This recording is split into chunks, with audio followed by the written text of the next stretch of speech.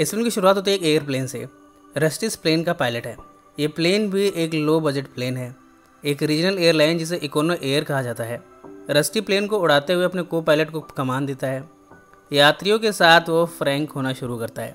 यहाँ इस कपल के बच्चे के साथ वो बातचीत करता है। तभी प्लेन के झटकों से बच्चे की माँ के ऊपर वो गिर जाता है। रस्टी को अपनी पत्नी के ऊपर देखकर इस बच्चे का फादर रस्टी को यहाँ से भगा देता है। रस्टी बड़ा फनी किस्म का कैरेक्टर है। वो जो कुछ भी करता है कुछ न कुछ गड़बड़ हो ही जाती है। अब वो वापस प्लेन उड़ाने चला गया है। रस्टी सबर्बन शिकागो में रहता है। उसकी वाइफ है डेबी। डेबी के साथ उसकी शादी में रस नहीं रहा, यानी इनकी शादी अब उतनी रसीली नहीं है जितनी शुरू में हुआ करती थी। ये मैं नहीं कह रहा, इनके बीच की केमिस्ट्री देखकर आपको खुद ही लग जाएगा। रस्टी को तो कई बार लगता है कि उसकी शादी अब खत्म होने के कगार पर आ गई है। इस कपल के 2 बच्चे हैं। 14 साल का शर्मीला जेम्स। उसे लड़कियों से बात करने में काफ़ी शर्म आती है, इसलिए आज तक वो किसी लड़की के नज़दीक नहीं जा पाया। उसे बात करने में वो नर्वस हो जाता है। जेम्स से 2 साल छोटा है केविन। वो जेम्स के साथ अक्सर लड़ता रहता है। रस्टी अपनी फैमिली को एक वेकेशन टूर पर ले जाना चाहता है। वैसे तो पहले विस्कॉन्सिन में ट्रिप करने का प्लान बना था, पर ऐन मौके पर इन्होंने वैली वर्ल्ड जाने का प्लान बनाया है। रस्टी को याद आया कि जब वो अपने पेरेंट्स और सिस्टर के साथ वैली वर्ल्ड गया था तब उसने इसे काफ़ी इन्जॉय किया था, और अब तो वैली वर्ल्ड में एक नया रोलर कोस्टर भी लगाया है। रस्टी को वही मज़े वो अपनी फैमिली के साथ कराना चाहता है। इस ट्रिप के लिए रस्टी ने टाइटन प्रेंसर रेंट पर लिया है। ये एक बड़ी अगली टाइप की SUV है, पर इसकी तारीफ रस्टी अपनी फैमिली के साथ किए जा रहा है। वो इसकी फीचर सबको दिखा रहा है, पर इस कार की जितनी खूबियाँ दिखाता है उतनी ही उसमें बुराइयाँ निकल कर आती हैं। रास्ते में जेम्स को दूसरी कार में एक खूबसूरत लड़की दिखती है। जेम्स उसे देखकर आकर्षित होता है और लड़की भी जेम्स को इशारे करती है, पर तभी केविन जेम्स के मुंह पर प्लास्टिक लगा देता है।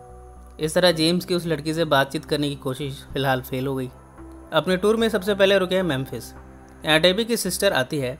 उसे देखकर डेबी काफ़ी एग्रेसिव होती है। डेबी की सिस्टर उसे एक चैलेंज देती है। अपनी बहन को हराने के लिए डेबी ओवर ड्रिंक करती है। इसके बाद वो इस कंपटीशन को जीतने की कोशिश करती है। काफ़ी प्रयासों के बाद वो ये कंपटीशन हार गई है।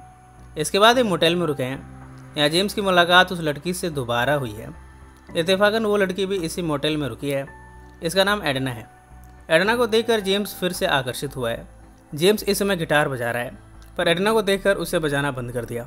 दोनों यहाँ एक दूसरे के करीब आते हैं, एक दूसरे के बारे में बताते हैं। ये दोनों एक दूसरे को किस करते हैं। इसके बाद यहाँ संभोग करते हैं। इतने में रस्टी आकर इन्हें डिस्टर्ब कर देता है। एडना यहाँ से चली जाती है। इसके बाद ये आर्कांसस की तरफ जा रहे हैं। रास्ते में इन्हें काफ़ी ट्रैफिक मिलता है। रस्टी कहता है कि वो एक शॉर्टकट जानता है। वो जंगल के बीचों बीच ले जाता है। यहाँ खूबसूरत लेक है।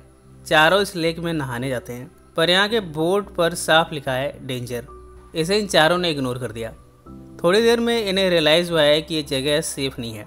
ये लेक से बाहर आते हैं। कार के पास पहुँचने पर पता चला है कि कार से सब कुछ गायब हो चुका है।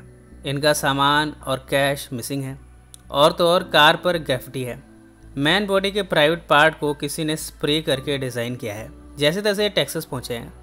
टेक्सास में रस्टी की सिस्टर ऑड्री और उसका हस्बैंड स्टोन रहता है। स्टोन काफ़ी आकर्षक है।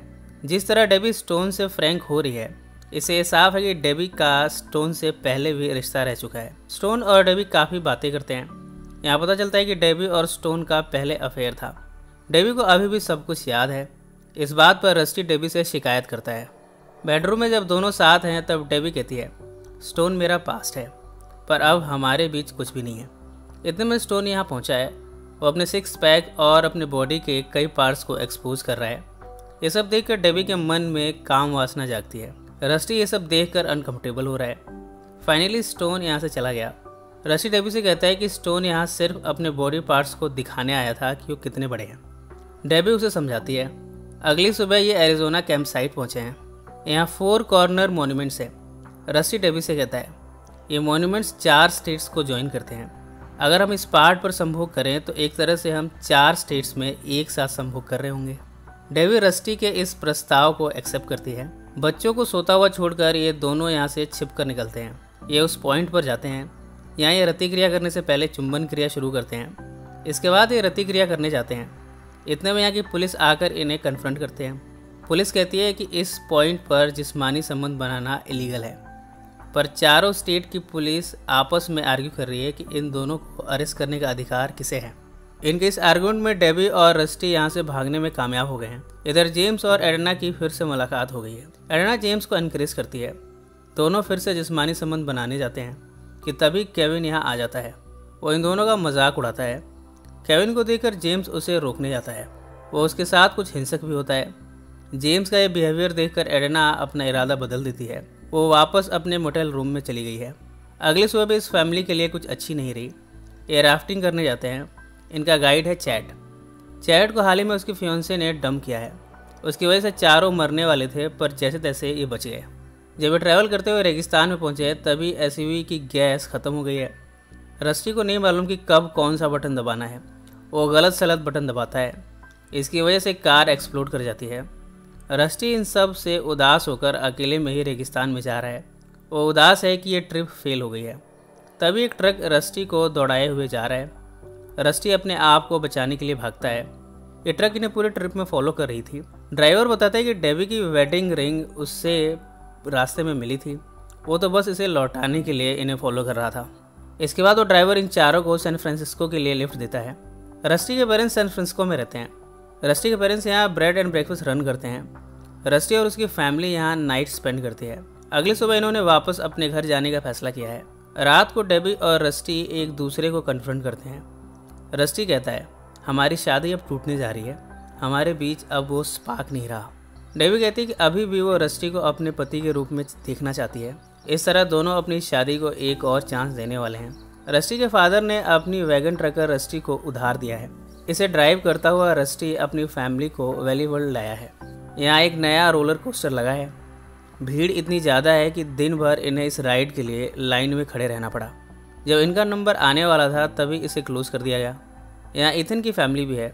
इथन रस्टी का को पायलट है। इन दोनों में अक्सर झगड़ा होता रहता है। आज इस राइड के लिए 4 ही लोग जा सकते हैं। इस राइड के लिए दोनों फैमिलीज आपस में लड़ पड़ती हैं। सभी अपने अपने तरीके से लड़ते हैं। फाइनली रस्टी की फैमिली जीत गई है। वो इस राइड को लेने जाते हैं। राइड शुरू हो जाती है, पर थोड़ी देर में टेक्निकल प्रॉब्लम आती है। इसकी वजह से इन्हें घंटों लटके रहना पड़ा है। समहाउ सभी को यहाँ से उतारा गया। रस्टी ने अपने एयरलाइन कनेक्शन से सिर्फ अपने और डेबी के लिए पेरिस की ट्रिप बुक की है, जबकि बच्चों को उसने वापस घर पड़ोसियों के पास भेज दिया है। प्लेन में भी इन्हें वो सीट मिली है जहां इन्हें काफ़ी डिस्टर्बेंस मिल रही है। डेबी को यहाँ पता चला है कि ये 12 घंटे की फ़्लाइट है। इसी नोट पर यह फिल्म समाप्त हो जाती है। सो फ्रेंड्स, फिर मिलेंगे ज़िंदगी के किसी नए मोड पर।